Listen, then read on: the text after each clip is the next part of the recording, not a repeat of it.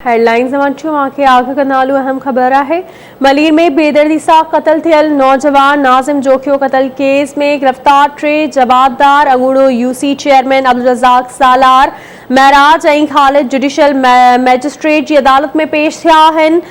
अदालत टिनी जवाबदारनि खे 5 ॾींहनि जे रिमांड ते पुलिस हवाले करे छॾियो आहे। तफ़सील मालूम कंदासीं मलीर मां आसिफ जतोई खां। जी आसिफ, अपडेट कजो, कहिड़ा तफ़सील आहिनि?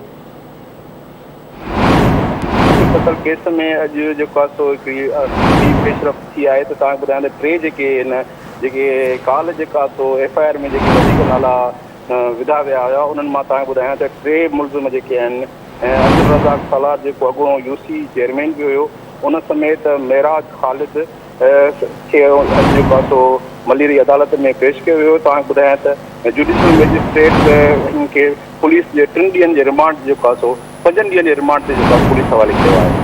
जी, महिरबानी जी अपडेट करण लाइ।